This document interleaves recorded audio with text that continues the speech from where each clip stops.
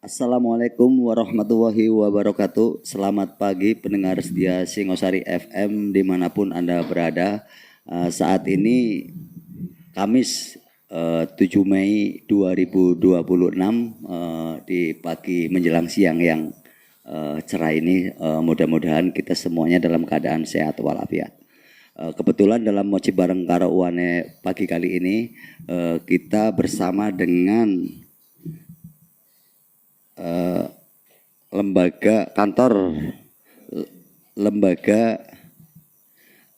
kantor bagian pengadaan barang dan jasa ya Pak ya. Ya. Soalnya bagi saya asing Pak. Nah, jadi nggak paham taunya kalau di Setda ya ada bagian umum, bagian pembangunan. Kalau LPS agak kurang mengetahui gitu. Kebetulan pada pagi hari ini bagian pengadaan barang dan jasa Setda Brebes ada dua narasumber yaitu Bapak Kepala bagian PBJ yaitu Bapak Agus Pramono. Selamat pagi Pak Agus. Selamat pagi Mas Eko. Pak Agus sendiri didampingi dengan Bapak Daniar Jawari yang kebetulan dia adalah Kepala Sub bagian pengelolaan LPSE bagian PBJ ya Pak. Pak, LPSE itu apa sih Pak sebenarnya Pak? Kepanjangannya Pak? Layanan pengadaan secara elektronik. Oh, gitu ya. Oke, siap. Terima kasih. Pada pagi hari ini Pak, kita Moci Bareng Karo Uwane itu mengambil tema yaitu kaitan dengan integrasi LPSE dan katalog elektronik.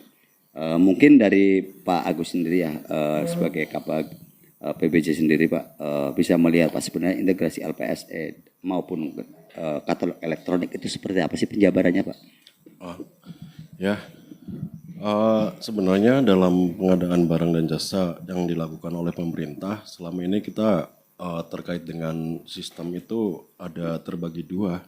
Jadi ada LPSE itu layanan pengadaan secara elektronik. Namun demikian di tahun 2010-an itu sudah mulai ada katalog elektronik. Jadi kalau LPSE itu lebih mengarah pada metode pemilihan pengadaan yang konvensional sebagaimana Perpres kayak tender, pengadaan langsung dan seterusnya. Dan sementara untuk katalog elektronik ini mengadopsi dari pasar digital yang mana tujuannya katalog elektronik ini untuk mempercepat dan memudahkan para pengguna anggaran ataupun PPK ketika akan membelanjakan kebutuhan barang milik daerah yang sudah dirancang. Namun demikian karena ini ada dua sistem di mana sistem ini ya kesannya berjalan sendiri-sendiri. Padahal ini untuk pengembangan ke depan ya akan lebih baik ketika itu diintegrasikan. Jadi tidak terpisah lagi antara LPSE dengan katalog elektronik ini menjadi satu. Karena secara esensi integrasi ini bertujuan atau untuk mewujudkan konsep one stop shopping. Jadi ya integrasi ini menyatukan sistem pemilihan penyedia konvensional yang mana ini sistemnya itu SPSE atau LPSE dengan sistem belanja langsung e-katalog di bawah satu pintu gerbang identitas digital yaitu melalui akun Inaprok. Tujuan dari one stop shopping ini untuk memangkas birokrasi, mempercepat transaksi, dan menjamin validitas data pelaku pengadaan secara otomatis atau secara real time. Ada beberapa landasan regulasi utama. Yang pertama jelas itu Perpres nomor 46 tahun 2025 yang mana ini merupakan perubahan dari Perpres nomor 16 tahun 2018 ya Mas Dirjen. Iya, betul. Iya. Terus ada surat edaran bersama Kemendagri dan LKPP nomor 1 tahun 2025 yang mana secara isi adalah mewajibkan seluruh pemerintah daerah mempercepat transisi dan transaksi belanja melalui katalog. Dasar hukum berikutnya atau landasan regulasi berikutnya itu keputusan LKPP nomor 93 tahun 2025 yang mana di sini mengatur tata cara teknis pelaksanaan mini kompetisi langsung di dalam sistem katalog versi 5 guna mendapatkan harga dan kualitas terbaik di antara penyedia terdaftar secara otomatis. Landasan berikutnya, keputusan LKPP nomor 177 tahun 2024 ini menjadi cetak biru atau blueprint operasional dan teknis transisi sistem dari katalog versi 5 ke katalog versi 6. Dan yang terakhir itu surat edaran Kepala LKPP nomor 2 tahun 2025. Yang ini sebenarnya lebih menegaskan bahwa katalog versi 5 itu dinonaktifkan dan semuanya beralih ke katalog versi 6.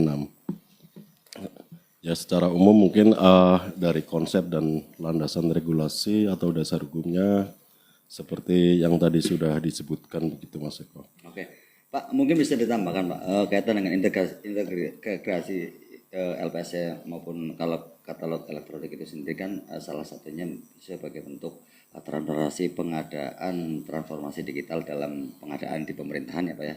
Sebenarnya satu tujuannya itu mewujudkan tata kelola pemerintahan yang bersih, efektif dan akuntabel termasuk dengan transparansi itu. Itu sebenarnya seperti apa sih Pak dalam pelaksanaan seperti itu dan itu mulai melakukan dengan digitalisasi itu sejak kapan?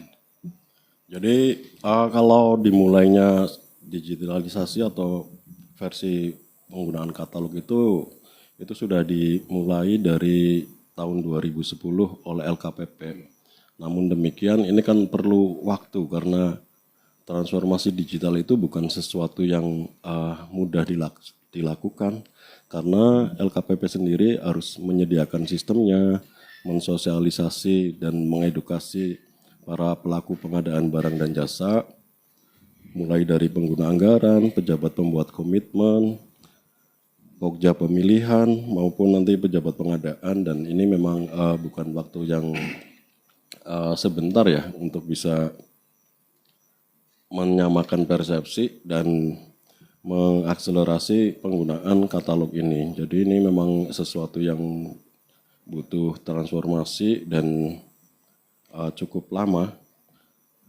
Namun demikian tujuan dari katalog ini kalau kita melihat dari sisi hubungan regulasi dengan kemudahan para pihak, ini pertama bagi non penyedia. Bagi non penyedia ini berarti bagi pengguna anggaran, pejabat pembuat komitmen maupun nanti pejabat pengadaan, regulasi ini memberikan kepastian payung hukum yang kuat dan aman untuk melakukan transaksi cepat. Contoh seperti mini kompetisi tanpa takut terhambat pemeriksaan administrasi manual. Jadi karena itu sudah tertayang di katalog, itu beberapa proses verifikasinya itu tidak lagi dilakukan setiap kali transaksi. Jadi ketika suatu etalase atau katalog dari penyedia itu muncul, itu sudah melalui proses verifikasi sebelumnya. Jadi nanti PA atau PPK itu tinggal memilih saja karena proses verifikasinya itu dilakukan di awal. Ini berbeda dengan sistem konvensional yang mana setiap kali pemilihan itu harus dilakukan proses verifikasi. Jadi di sini ada efisiensi terkait dengan verifikasi ketersediaan produk ataupun jasa yang muncul di katalog. Mungkin ini saya ke Pak Dhani Arjiwari ya, yang mungkin sudah lama di LPS Pak. Pak sebenarnya dari LPS sendiri kan dengan terintegrasinya katalog itu dalam pengadaannya bisa dilakukan pemantauan ya secara transparan terbuka. Salah satunya yaitu meminimalkan kaitan dengan potensi penyimpangan maupun praktek korupsi maupun intervensi dari pihak tertentu ya Pak ya. Sehingga ada kepercayaan publik Pak. Sebenarnya prosesnya seperti apa sih Pak? Meskipun sebenarnya sudah dilakukan dengan transparan dan yang dilakukan dengan transparan seperti itu, tapi masih saja ada pihak-pihak yang tidak puas Pak dengan hasil dari yang dilakukan oleh petugas LPSP. Baik, terima kasih. Saya menambahkan tadi Pak Kabag, siklus atau ekosistem pengadaan sekarang dinamakan INAPROC, Indonesia Procurement. Di dalamnya ada SPSE atau LPSE, kemudian ada katalog elektronik, ada SIRUP, Sistem Informasi Rencana Umum Pengadaan, dan fitur baru namanya blacklist atau daftar hitam. Jadi di situ menggabungkan antara penyedia dan non penyedia. Kemudian di katalog terbaru versi 6 itu mengadopsi perkembangan belanja digital di masyarakat, yaitu marketplace. Masyarakat sudah terbiasa belanja marketplace dan pemerintah mengadopsi sebetulnya sistem dari marketplace. Jadi mulai dari pemilihan produk, transaksi, sampai pembayaran itu dalam sistem. Dan itu ada auditor atau APIP juga bisa memantau. Jadi transparansi yang dimaksud di sini tidak ada yang bisa disembunyikan sebetulnya. Karena dari sisi penyedia dia bisa mantau sudah sejauh mana nih surat pesanan saya. Dari sisi pembeli atau penyedia PPK dan PP gitu, bisa tahu sudah dikirim belum barangnya. Itu ada riwayatnya sampai ke pembayaran masuk ke rekening penyedia. Nah itu yang dimaksud dengan akuntabel tuh artinya bisa dipantau.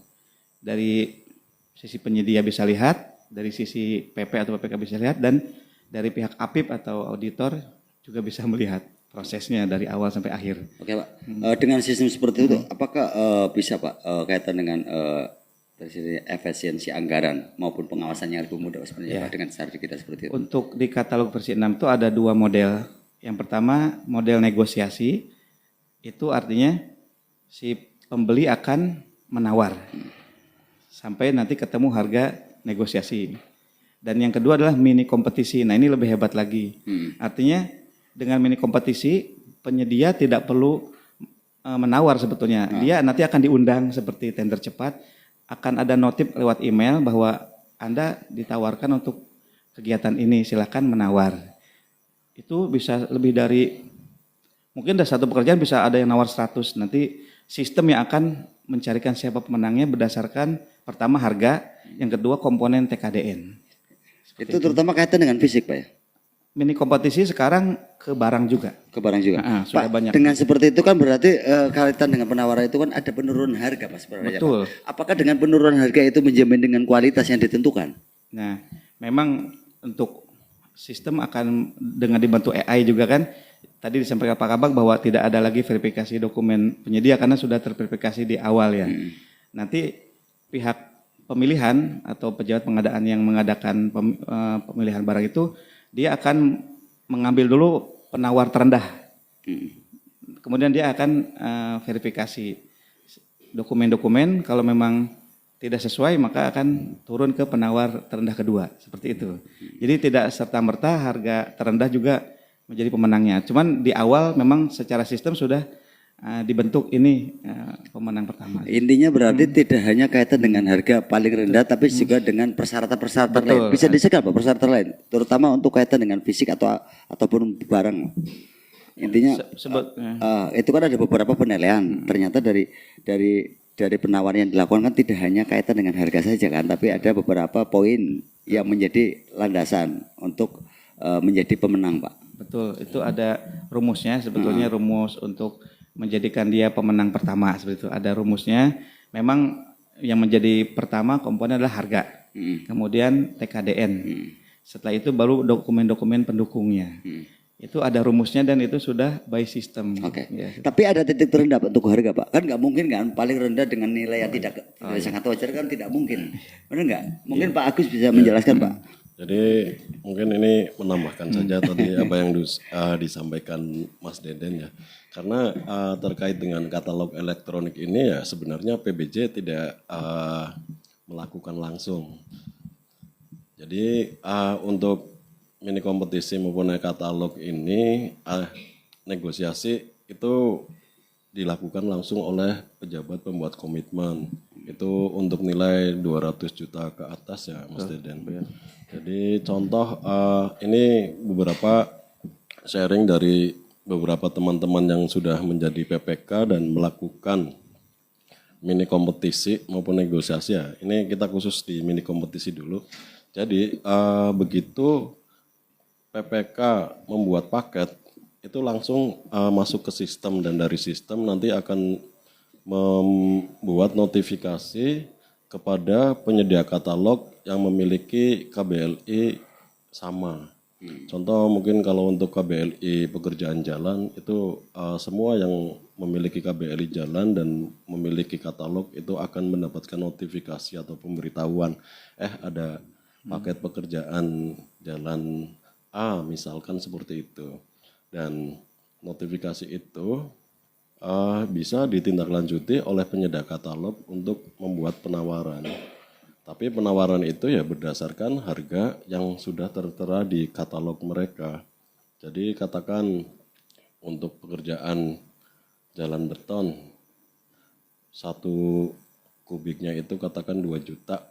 Dan di katalog mereka itu ternyata mereka bisa saja lebih tinggi 2.100.000 ataupun 1.800.000. Artinya nanti harga itu berdasarkan katalog yang sudah dibuat oleh para penyedia. Dan kalau penilaian itu berdasarkan harga ya ini harganya nggak bakal turun jauh karena di katalog itu kan juga sudah melalui verifikasi terkait harga itu ada namanya kurasi produk ya Mas Den. Iya. Jadi ketika itu harga memang tidak wajar ya itu tidak akan lolos kurasi dan ketika tidak lolos kurasi ini pasti akan di drop atau dihapus dari katalog oleh pengelola e-katalog dalam hal ini LKPP. Jadi ini memang akan mengurangi sekali kalau di tender itu kan mungkin kita lazim dengan harga yang jor-joran penurunannya. Yang ini pasti akan berdampak ke kualitas pelaksanaan. Namun dengan katalog ini karena harga itu melalui kurasi jadi akan lebih mengurangi resiko penurunan harga yang luar biasa atau dalam hal ini tidak masuk akal yang pasti bakal berdampak ke kualitas pekerjaan konstruksi itu sendiri. Dan tadi kalau sudah melakukan mini kompetisi itu kan berarti ada beberapa penawar. Bisa saja ternyata yang memiliki KBLI itu katakanlah 1.000. Ya walaupun sangat tidak mungkin 1.000 yang nawar semua, tapi ya memang ini jadi lebih apa ya, jadi memungkinkan lebih juga. memungkinkan juga. Ya ini kan beberapa yang sebenarnya perlu diantisipasi. Kami juga sudah menyampaikan ke LKPP, ini bagaimana kalau ternyata yang menawar itu dari luar daerah atau bahkan dari luar pulau, sementara untuk lokasi pekerjaan itu mereka belum tahu tuh apakah ini nanti ada mekanisme terkait dengan kalau di marketplace itu barang ya itu kan ada ongkos kirim. Nah ini nanti ongkos kirimnya bagaimana? Iya ini memang salah satu kendala ataupun salah satu tantangan yang harus bisa diantisipasi dan dicarikan jalan keluar. Ya katakan contoh lah. Kita bicara ada penyedia katalog dari Kalimantan. Mereka melakukan penawaran pekerjaan di Brebes. Mungkin secara harga di sana lebih murah. Tapi ketika ditambahkan dengan ongkos kirimnya, apakah itu ya memungkinkan? Pasti ya logikanya ini bakal jadi lebih mahal. Nah, ya intinya poinnya terkait dengan penurunan harga itu ya bisa dimitigasi melalui kurasi yang ada di katalog. Oke. Iya. Kembali ke Pak Daniar ya. Pak Daniar itu kan proses lelang kan ada beberapa tahap Pak. Itu mulai dari awal sampai terakhir sebelum pengumuman ya itu kan juga ada sanggah. Itu apa saja Pak? Terus selama dalam proses itu yang menjadi kendala, proses yang paling lama itu apa Pak? Dari proses lelang itu Pak. Oh gini, baik. Setelah muncul Perpres 46 2025 itu ada perubahan paradigma. Artinya dulu setiap pekerjaan prioritas tender atau lelang ya. Kemudian pengadaan langsung. Kalau tidak ada penunjukan langsung. Kemudian baru terakhir e-purchasing. Nah di dalam Perpres terbaru ini paradigmanya dibalik. Apa itu? Setiap kegiatan tuh diutamakan e-purchasing. Wajib jika memang tersedia produknya di katalog.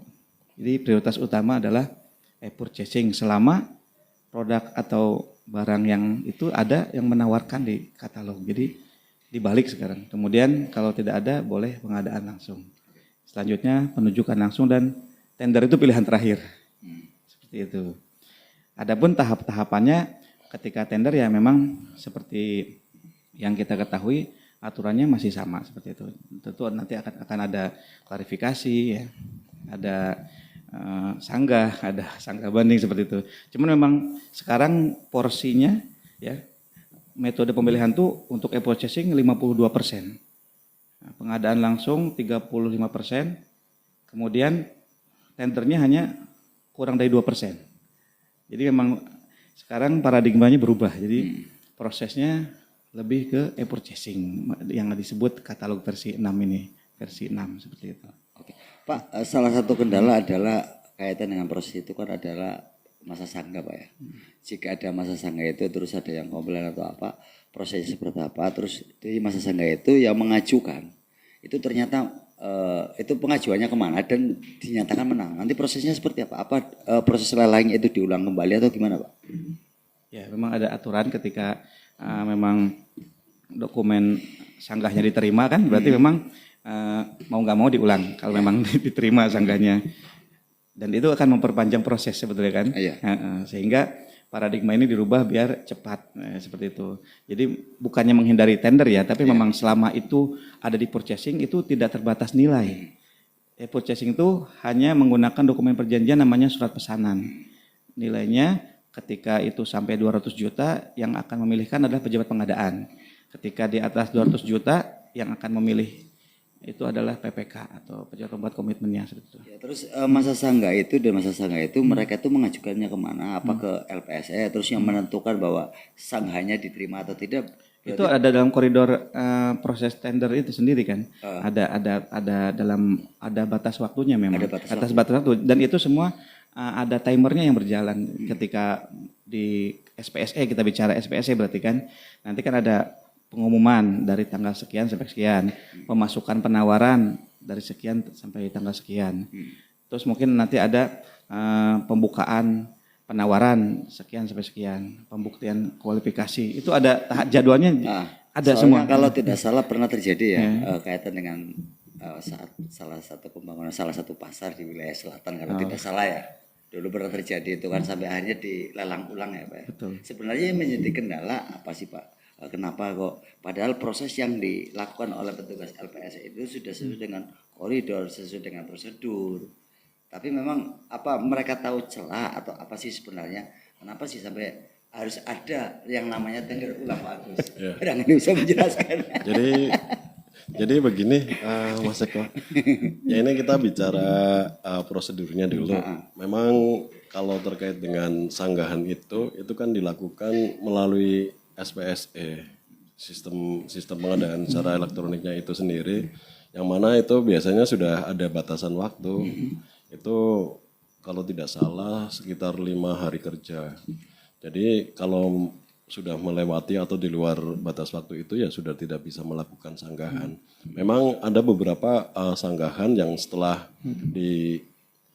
diterima dan dikaji, oh iya ternyata apa yang dijadikan materi sanggahan itu kok benar. Makanya biasanya ini nanti diantisipasi oleh Pokja pemilihan.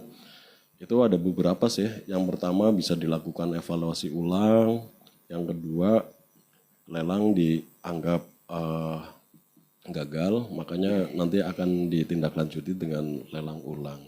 Kemungkinan apa yang tadi disampaikan Mas Eko itu ketika sanggahan diterima itu Pokja menilai bahwa ini ada ada mungkin kekurangan atau apapun yang menyebabkan lelang ini gagal sehingga dilakukan lelang ulang. Ya karena materi sanggahan dan apanya itu kan itu biasanya ini kewenangan dari Pokja pemilihan dan itu memang sifatnya itu ya rahasia begitu. Pak, ini satu lagi Pak sebelum kita menunggu satu lagi itu gini Pak, ada beberapa pembangunan fisik ya, mungkin di penilaian dari masyarakat atau dari pihak-pihak lain bahwa ini tidak sesuai, tapi menyalakannya salah satunya menyalakan dari bagian PBJ. Itu gimana sebenarnya? Itu kan sebenarnya prosesnya sudah diserahkan kepada dinas terkait, iya kan? Ini hanya kaitan dengan proses pemilihan untuk itu gimana Pak? Sampai menyalahkan dari pihak PBJ yang tidak tahu kaitan dengan proses pembangunannya sendiri. Ya jadi memang ini kan sebenarnya kalau kita konsisten mengikuti prosedur dan regulasinya, apapun hasil pemilihan atau hasil tender dari Pokja pemilihan ya. Ini kita spesifik Pokja pemilihan. Soalnya kalau PBJ itu luas banget ya. Pokja pemilihan itu kan sebenarnya ketika ini sudah ada hasilnya itu kan disampaikan ke PPK ataupun PA lah. Dan PPK itu sebenarnya memiliki kewenangan untuk mengkaji apakah nanti hasil lelang atau hasil tender itu diterima atau tidak. Namun demikian sampai dengan saat ini ya belum pernah ada istilahnya Pokja pemilihan menyampaikan hasil tender dalam ini termasuk pemenangnya terus ditolak ataupun dikembalikan oleh PPK. Ya sampai saat ini belum pernah. Jadi ini sebenarnya cuma masalah dinamika komunikasi lah antara Pokja dengan PPK. Ya itu Pak, ya, satu yang kaitan dengan tadi masyarakat kok menyalahkannya PBJ ya, padahal itu kan prosesnya sudah diserahkan, hanya mereka tidak tahu kenapa sih mereka menyalahkan ini prosesnya seperti ini, padahal yang diikuti oleh PBJ sendiri sudah sesuai aturan Pak ya? Sudah sesuai. Oke. Terima kasih pendengar setia, semoga tadi di sesi pertama ini kaitan dengan proses lelang seperti apa masyarakat akan semakin tahu karena dengan transparansinya yang dilakukan melalui katalog atau apapun sudah dilakukan oleh pihak PBJ Kabupaten Brebes.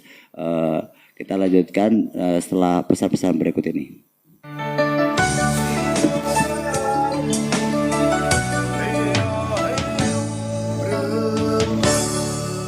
Yang terbaik kami sajikan.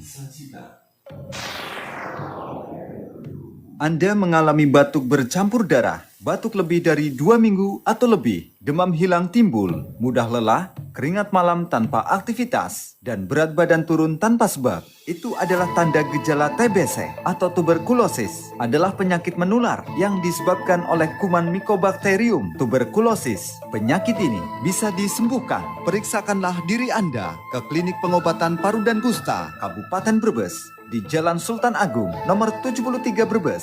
Telepon 0283 617 6418.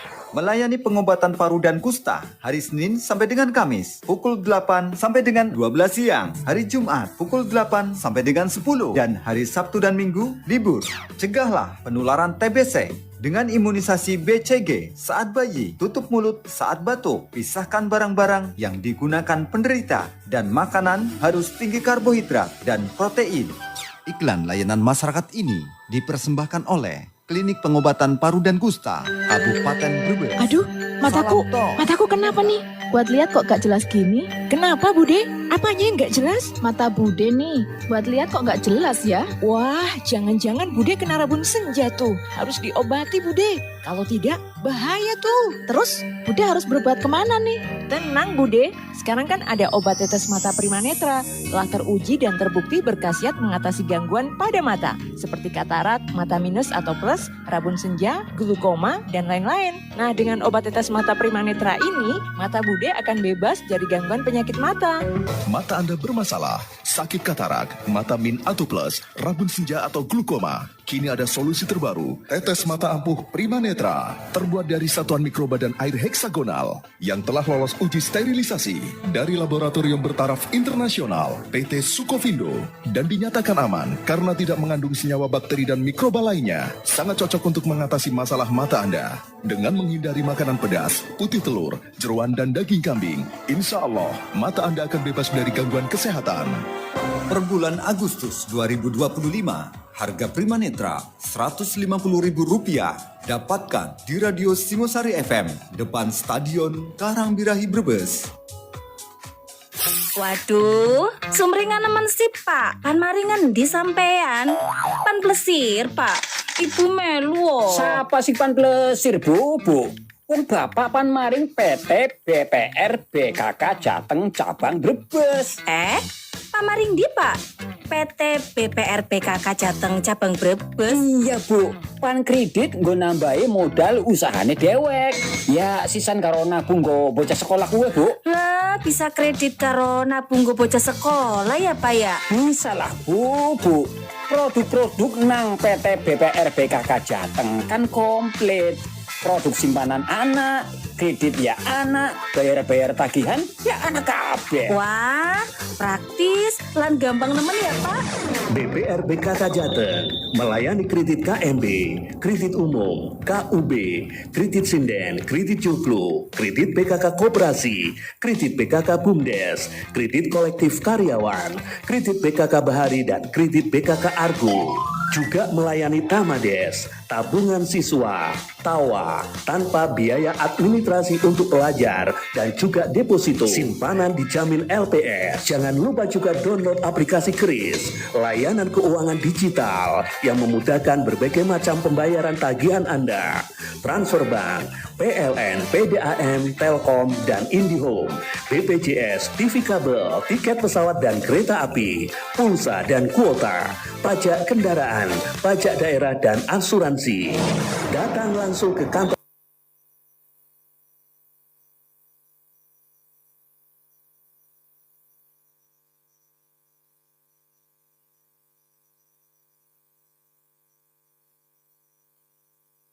terdekat tempat Anda.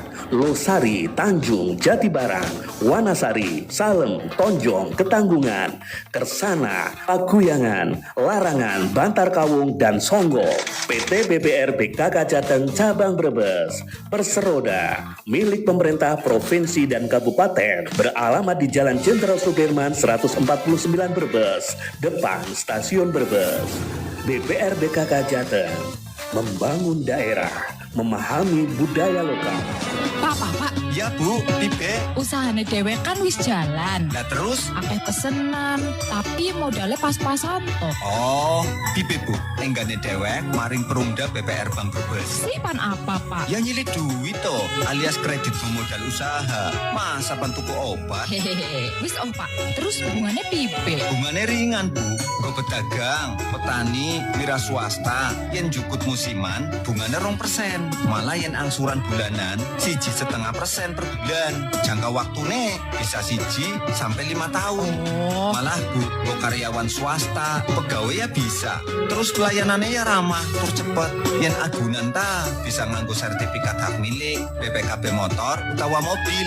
Yen pegawai ya bisa nganggo SK. Saksek Pak, maring Perumda BPR Bank Brebes. Ya, Perumda BPR Bank Brebes melayani kredit modal untuk usaha. Hubungi segera Perumda BPR Bank Brebes, Kantor Kas Ketanggungan, Jalan Jenderal Sudirman, nomor 109 Ketanggungan. Kantor Kas Bumiayu, Jalan Pangeran Diponegoro, RT 03 RW 04, Duguturi Bumiayu Brebes. Kantor Kas Banjaratma, Komplek Kios Pasar Banjaratma.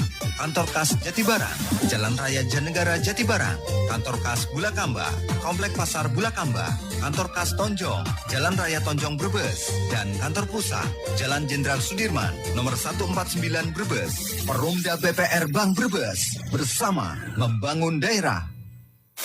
Perusahaan daerah air minum Brebes siap melayani pelanggan di gangguan 24 jam. Juga melayani pembayaran rekening air pada jam 7 pagi sampai dengan 2 siang setiap jam kerja. Dan kini kami juga melayani pelanggan melalui mobil patroli atau mobil keliling perusahaan daerah air minum Brebes dengan pelayanan pembayaran rekening air secara online dan pengaduan masalah gangguan air.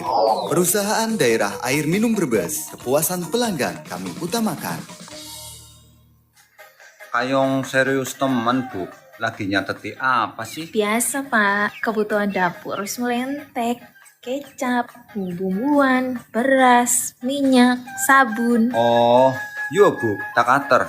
Sekalian Bapak pengen golek pakaian gua apa? Terus Lina jarin jaluk toko kena buku tulis. Si Pak, cukup sekali anter maring toko Nirmala. Kebutuhan sing digolek dewek wis ana kabeh nang kono. Berbelanja kan pengennya golek panganan Bu. Kalem, kok Bapak maring restorasi nih? Ibu kan toko emas. Ya nang toko Nirmala Bu. Ya iyalah. Idilah.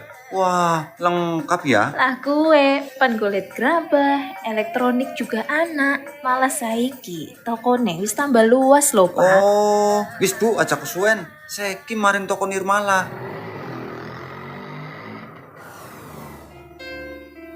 Mau belanja? Nyari yang lengkap dan nyaman? Ya, di toko Nirmala. Toko Nirmala menyediakan berbagai kebutuhan rumah tangga, mulai dari sembako, gerabah, elektronik, produk kecantikan, berbagai jenis perhiasan, pakaian, perlengkapan sekolah, dan bisa santai setelah belanja sambil menikmati menu makanan di restorasi toko Nirmala. Kang Asep, kayong lagi borong. Kawan Rud. Iya Kie, nanti bojo belanja. Lah kon borong apa? Antar bojo tuku emas. Soale nang toko Nirmala masih apik-apik. Toko Nirmala, Jalan Jenderal Sudirman, nomor 14, atau depan Pasar Induk Brebes. Toko Nirmala, rumah belanja, kebutuhan keluarga.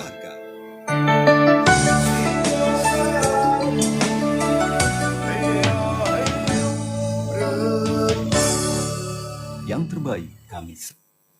103.9 Singosari FM masih bersama kita dalam acara Mochi bareng Karo Uhani bersama narasumber kita dari pengadaan barang dan jasa Setda Kabupaten Brebes dengan dua narasumber kita yang tadi sudah menjelaskan berbagai hal terkait pengadaan barang dan jasa dengan tema integrasi LPSE dan katalog elektronik, akselerasi ekonomi lokal dalam transparansi pengadaan.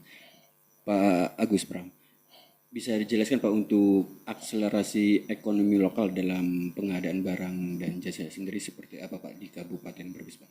Ya, jadi ini kita mulai dari profil belanja pengadaan barang dan jasa di Kabupaten Brebes ya. Ini kita menghitung sudah istilahnya melakukan pendataan, melakukan rekapitulasi bahwa untuk tahun 2026 ini belanja barang dan jasa pemerintah Kabupaten Brebes itu sangat besar ya, cukup besar ini. Ada 1,147 triliun itu total belanja barang dan jasa pemerintah Kabupaten Brebes. Yang mana ini kalau dibagi menjadi dua, di mana yang pertama itu swakelola dengan persentase 32,95%, kalau secara nominal berarti sekitar 377 miliar rupiah. Dan satu lainnya itu belanja yang dilakukan melalui penyedia itu berdasarkan persentase sebesar 67,05% atau secara nominal itu 769,22 miliar rupiah. Dan ini harapannya dengan belanja barang dan jasa sebesar ini ya pasti akan memberikan dampak ekonomi yang sangat besar bagi Kabupaten Brebes sendiri. Apalagi di sini kalau kita melihat persentasenya bahwa belanja barang dan jasa yang dilakukan melalui penyedia itu sebesar 67%. Ini 2/3 dari anggaran belanja pemerintah Kabupaten Brebes itu dilakukan melalui penyedia atau biasa itu disebut dengan pihak ketiga ya. Jadi pemerintah nanti menunjuk beberapa rekanan ya mulai dari makan minum, ATK, terus mungkin konstruksi dan seterusnya itu berarti nanti melalui pihak ketiga. Pihak ketiga ini kan berarti para pelaku usaha dan pelaku ekonomi yang yang memiliki kualifikasi di sektor-sektor tersebut, makan minum, jasa konstruksi dan sebagainya. Mungkin seperti itu. Dan adapun ini kalau kita melihat rincian belanjanya ya, yang pertama ini kalau kita klasifikasikan melalui metode pemilihan, yang pertama itu e-purchasing, ini menempati 52%, pengadaan langsung ini 35% sekian, terus tender itu hanya sangat sedikit sekarang tender karena yang paling besar tadi udah dari e-purchasing sama pengadaan langsung, tender itu hanya 1,76%. Untuk penunjukan langsung kita memang ini tidak terlalu banyak, hanya 0,12 dan lainnya itu 0,18. Kalau berdasarkan kategori belanja, ini pengadaan barang menempati peringkat pertama dengan persentase 42,13%. Ini nominalnya itu 324,07 miliar. Ini kan jumlah yang sangat-sangat besar ya untuk pengadaan barang. Terus untuk peringkat 2 itu pekerjaan konstruksi. Itu persentasenya 37,81%. Dinominalkan itu ya berkisar antara 290,84 miliar. Ini jumlah yang cukup besar. Walaupun ini kalau dibandingkan dengan tahun sebelumnya kayaknya tahun 2026 ini mengalami penurunan.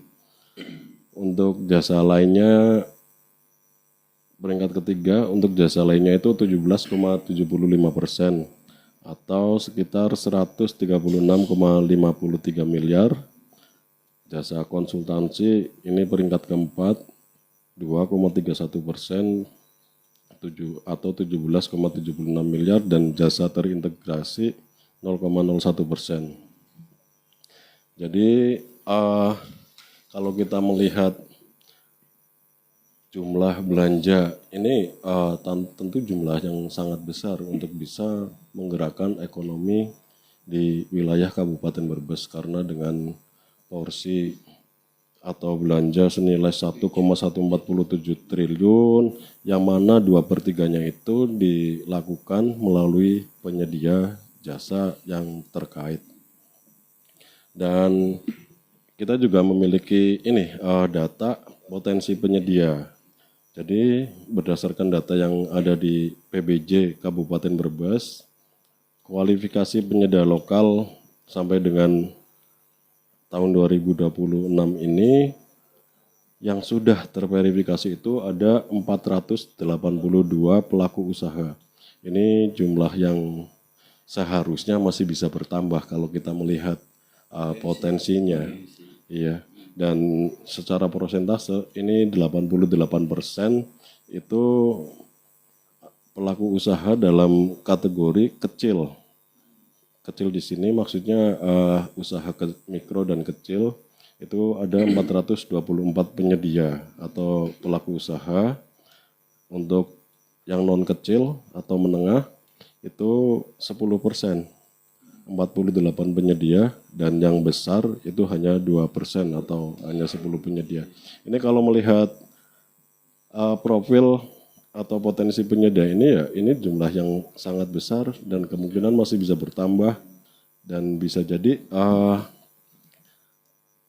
dengan beberapa strategi ataupun metode yang bisa disinergikan antara pemerintah dengan pelaku usaha ini, harapannya ya nanti untuk belanja-belanja ini bisa melalui penyedia lokal.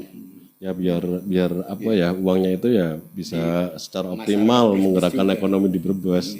Soalnya kan kalau pelaku usaha di Brebes sendiri kurang adaptif, kurang akomodatif dan seterusnya ya nanti akhirnya yang dipilih oleh Pemkab Brebes ya penyedia-penyedia yang yang memenuhi kualifikasi yang notabene lebih siap dan bisa jadi itu pengusaha atau pelaku usaha di daerah lain bukan di Brebes. Makanya harapannya ini juga kita bisa saling sinergi antara pemerintah Kabupaten Brebes dengan pelaku usaha ini biar kuenya itu ya dimakan masyarakat Brebes. Orang Brebes. Jangan sampai nih kuenya yang Di luar Brebes. menikmati orang di luar Brebes. Iya. Ya walaupun ini secara aturan, secara hukum atau secara regulasinya itu boleh. Cuma kan secara Kualifikasi. moral, secara etika ya, itu kan akan menimbulkan semacam ketidakpantasan lah ya. Dan dampaknya itu kan ya mungkin ada kecemburuan, ada iri dan sebagainya. Yang mana ini bukan sesuatu yang bagus nantinya dalam iklim ekonomi Brebes ke depannya. Pak, berarti bagaimana caranya untuk dari PBJ sendiri khususnya dalam menarik para penyedia lokal dalam bisa bersaing dengan penyedia-penyedia lain agar bisa masuk dalam kualifikasi tersebut, Pak? Seperti apa, Pak? Ya, ini nanti Mas Deden karena Mas Deden ini yang lebih expert karena beliau ini Kasubag layanan ya LPSE. Monggo Mas Deden. Ya, baik. Terima kasih Pak Kabag.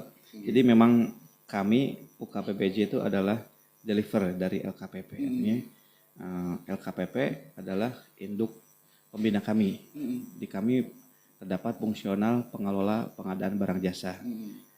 Dari mulai ahli pertama, ahli muda, dan sebentar lagi kita punya ahli madya, sedang proses. Nah, kami punya semacam kewajiban untuk mengajak UMKM terutama ya, naik kelas ya. Jadi sebetulnya kami menyinggung di sini ada toko daring. Nah, toko daring juga bagian dari siklus Inaprok.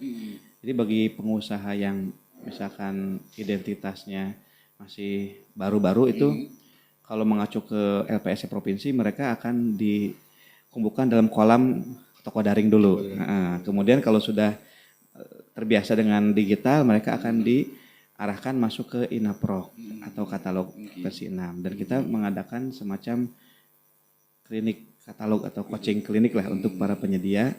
Itu sudah kita agendakan untuk penyedia juga dan kita membuka ruang 1 kali hari kerja lah ya dalam hari kerja untuk mereka dipandu masuk katalog gimana caranya dari awal sampai akhir. Karena memang ini UMKM di kita memang topologinya beda-beda. Misalkan UMKM atau pelaku usaha catering itu banyak kan emak-emak. Emak-emak yang mungkin expertnya di masak. Gimana rasanya enak dan tersaji dengan baik. Tapi mereka tidak expert dalam hal digital. Bagaimana masakannya bisa ditayangkan di katalog itu juga perlu usaha. Sehingga kita arahkan Ibu sebagai pemilik catering harus menggait admin tenaga muda lah yang megang user password IT-nya seperti itu.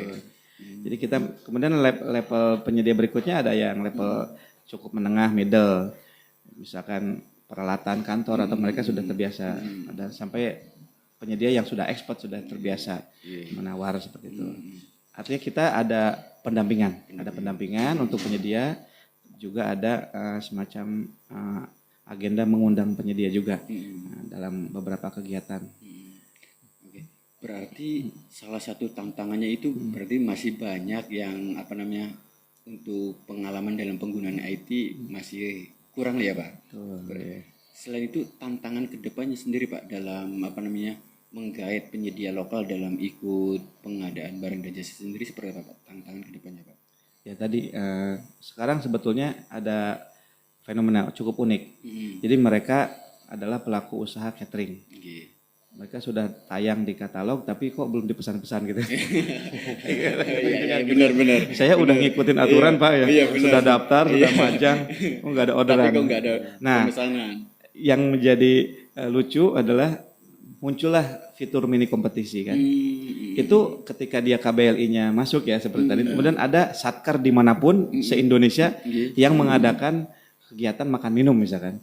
Itu karena dia KBLI-nya masuk, dia dapat notifikasi. Udah seneng tuh kan? Ada dapat notif nih. Ternyata dilihat Jawa Timur. Iya benar. Kalimantan. Benar. Nah, Lebih jauh-jauh. Jadi sampai ada ya Allah kayak dapat jauh.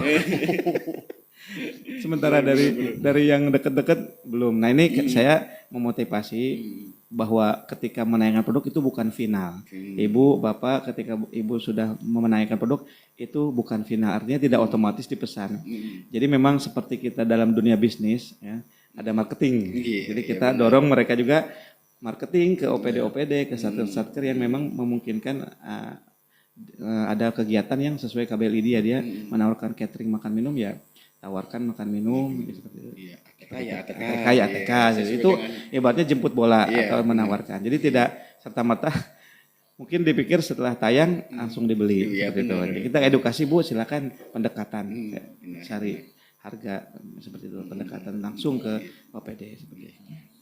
Tadi Pak Agus Pram sudah juga menjelaskan terkait jumlah penyedia lokal itu ada 482 penyedia. Dan tentunya ini bisa akan bertambah gitu Pak Gus. Nah, apa sih Pak? Ini Pak, tentunya kan di luar dari 482 ini masih ada pelaku UMKM yang ingin masuk ke dalam tertera di e-katalog atau apa.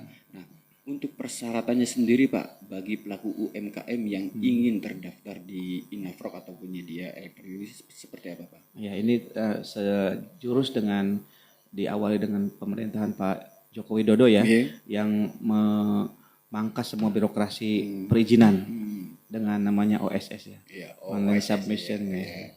Jadi sekarang tidak ada SIUP, tidak ada TDP, tidak ada IUJ. Itu dipangkas semua hanya dengan NIB. Jadi pintu masuknya adalah NIB. Nomor induk perusahaan. Betul, NIB seperti itu. Jadi ketika NIB-nya sudah didapatkan melalui itu ya situs oss.go.id, dia bisa langsung mengakses akun inaprok.id untuk daftar. Syaratnya hanya siapkan email pribadi ya. Kemudian nomor WhatsApp yang aktif. Nah, kemudian nanti ada perekaman identitas digital. Itu bisa dilakukan secara mandiri. Tapi kalau kesulitan bisa dipandu di bagian PBJ. Karena nanti ada dua rekaman, pertama rekaman KTP, kemudian face wajah atau selfie. Setelah itu diterima, langsung dia terdaftar sebagai penyedia, kemudian menayangkan produknya.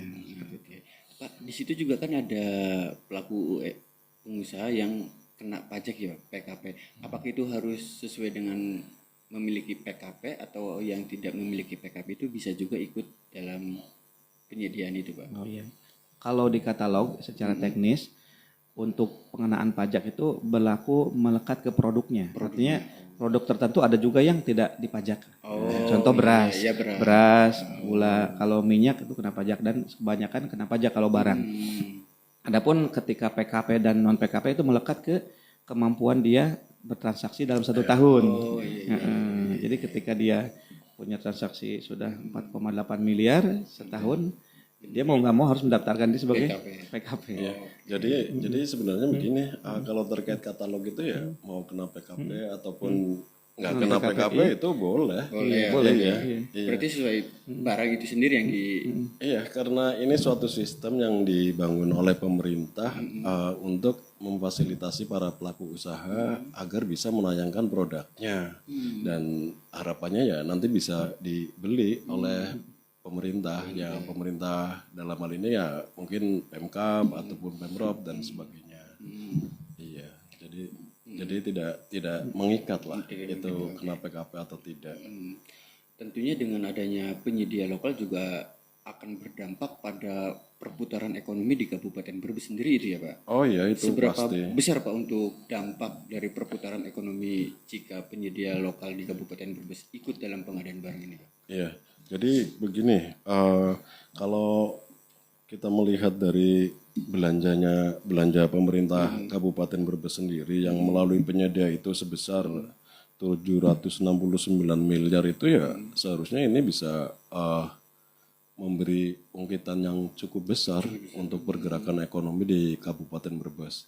Itu kalau untuk prosentasenya ya kayaknya kita bukan expert ya. Itu harus ada melalui penelitian. analisis yang lain.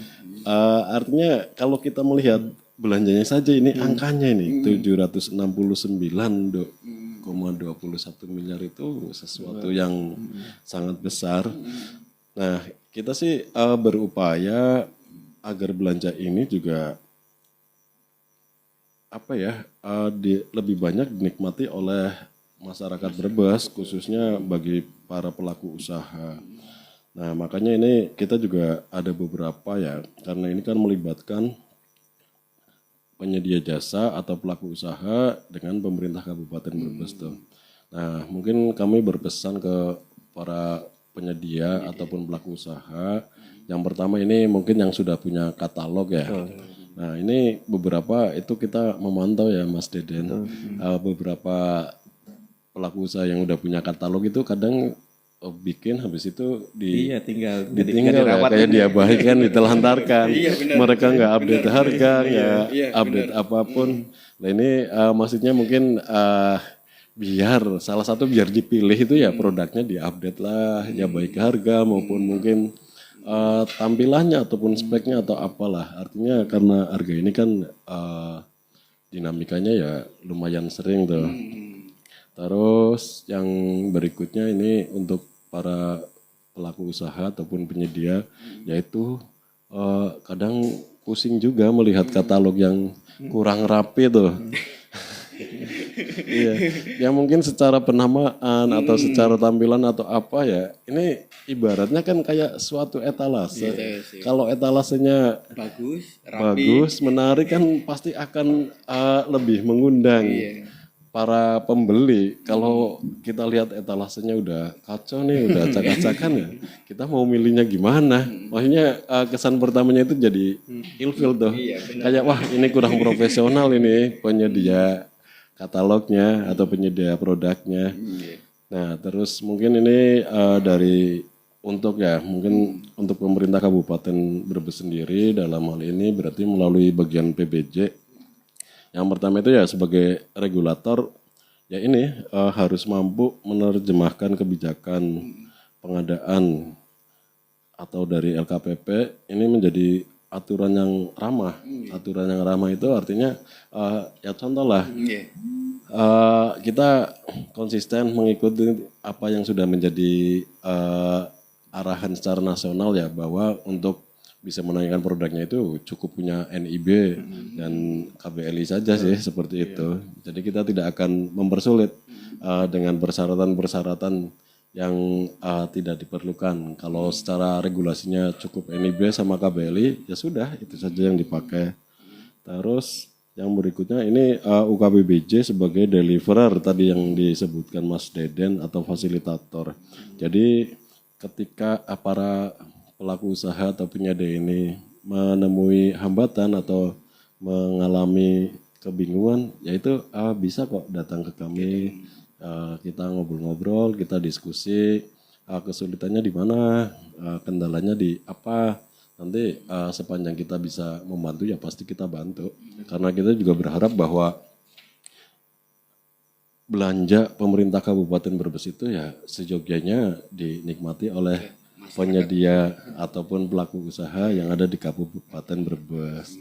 Ya intinya kami juga punya tanggung jawab moral agar para pelaku usaha atau penyedia jasa di Kabupaten Brebes ini lebih siap menghadapi marketplace tapi ini lebih spesifik ya Mas Deden, melalui katalog yang dikelola oleh pemerintah. Pak Agus, ini untuk ada pertanyaan dari Ika dari Kecamatan Tanjung. Pak Agus, bisa dijelaskan Pak untuk jika tidak ada update harga ataupun di katalog tidak diubah udah berapa lama, maksudnya tidak dibuka lagi, itu akan ada hangus atau ada masa perpanjangan untuk pengupdatean itu seperti itu Pak? Jika dalam di e-katalognya itu tidak ada perubahan-perubahan atau tidak ada pembeli atau apa, itu bisa hangus atau masih bisa kita update baru lagi? Wow, Mas Deden. Jadi ketika penayangan produk itu ada dua model. Ada yang langsung tayang tanpa kurasi dan ada tayang setelah kurasi. Nah, adapun pertanyaan tadi kalau tidak update, ya dia setelah tayang tuh akan tayang terus kecuali memang ada pengelola katalog yang menurun tayangkan. Mungkin karena tidak wajar harganya atau salah kategori kamarnya gitu lah gitu. Jadi sebetulnya jika tidak ada pengelola yang menurunkan ya produk itu akan tayang terus.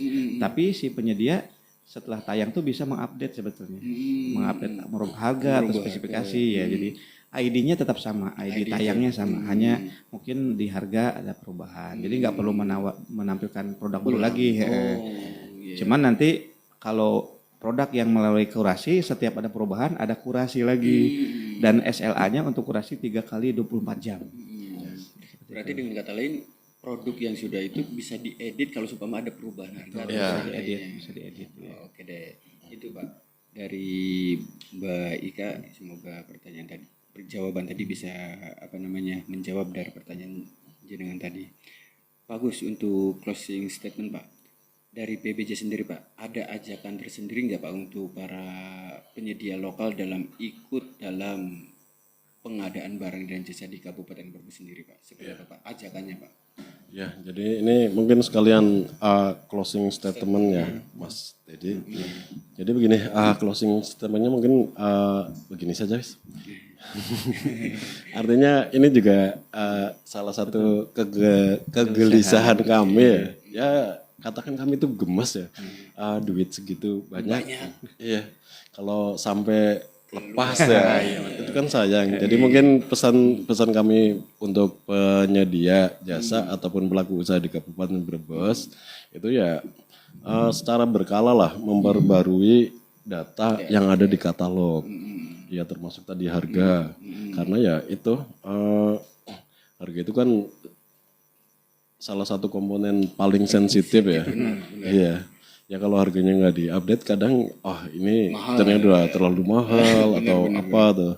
Dan kami dari bagian pengadaan barang dan jasa Setda Kabupaten Brebes itu akan proaktif memfasilitasi sehingga harapannya anggaran ratusan miliar ini akan berputar di dalam daerah, di daerah Kabupaten Brebes, yang mana ini akan kembali ke masyarakat Kabupaten Brebes. Salah satu atau beberapa hal seperti membuka lapangan kerja baru, menghidupkan usaha lokal, dan menyejahterakan bumi Brebes.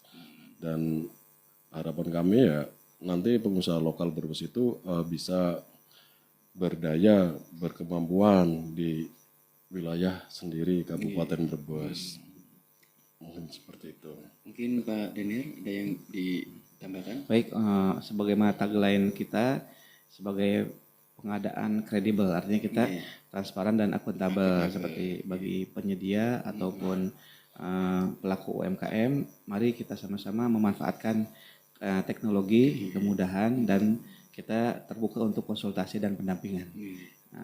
Bisa WA atau layanan langsung datang ke kantor. Seperti itu. Siap.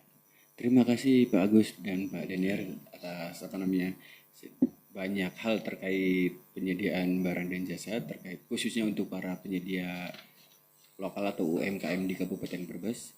Semoga apa yang tadi dijelaskan dari mulai A sampai Z mungkin bisa bermanfaat Pak Agus untuk terutama dalam mendorong penyedia lokal untuk lebih semangat lagi dalam mengikuti penyediaan barang dan jasa ini. Demikian sahabat pendengar Singosari FM dimanapun Anda berada, sudah dari pukul 9 sampai 10 kurang lebih dari 1 jam kita membahas terkait penyedia barang dan jasa khususnya untuk mengajak para pelaku UMKM lokal dalam memanfaatkan platform yang ada ya Pak di Kabupaten Brebes. Demikian akhirnya saya dari studio PBJ yang bersama Pak Agus dan Pak Janiar mohon diri. Wabillahi taufiq wal hidayah. Wassalamualaikum warahmatullahi wabarakatuh. Waalaikumsalam warahmatullahi wabarakatuh. Pan ngomong wasallam. Angel temen harus. Soalnya Pak, aku harus update Pak.